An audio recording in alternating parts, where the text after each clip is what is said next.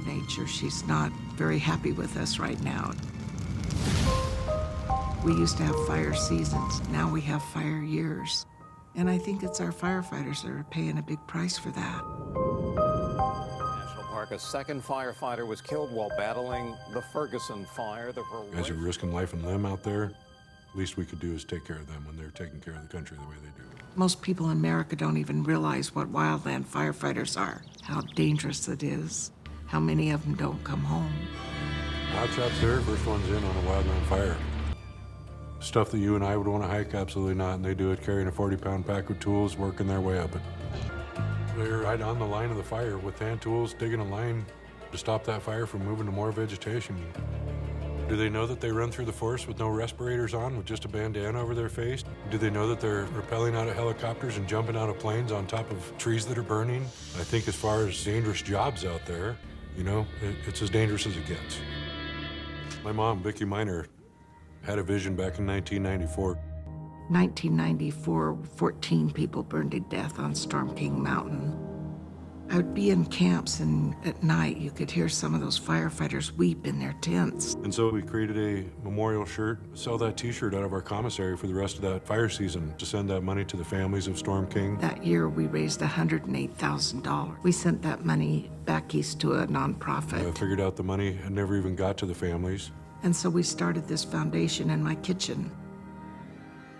The Wildland Firefighter Foundation is basically a safety net for the wildland community. Our mission is to reach in and sustain the home of a killed or injured wildland firefighter. I call it sometimes the Make-A-Wish Foundation in the wildland community. Whatever the need is, if we can't tackle it here in the office, we will find resources. We're obviously there for the hardships of the fallen, firefighters on the ground, out battling the blaze and their own home burns down while they're out there. We assist with that.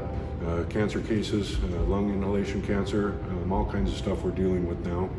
We've been around since 1994, and we've been taking care of firefighters ever since on every scale imaginable. When someone you love dearly dies, your world just cracks open. I went to the Vietnam Wall with a combat vet. This is in the shape of a Pulaski. This is a tool that the firefighters use, and I came back and I thought, we don't have any place like that for wildland firefighters. I shared that idea with some people, and it just grew. We needed a and grew. place just for the wildland firefighters. Look to your right. Me too, Mark. Okay, action. Tony, thank you so much for having me. What a wonderful place you have here. Well, thank you, and yours is a very interesting story. Tell me what it was like working in the commissary back then. Well, honey, I was a tough gal living in a man's world. I was a single mom trying to take care of... Part of this great movie, Compassion Spreads Like Wildfire. Vicki and her story. This story needs to be heard and seen. I was honored to meet Bert. A great guy, a man's man. Took a little bit for him to open up to me. But when he did, I finally realized the passion that he has for this organization. Also, the incredible bond that his mother and him have. It's very special.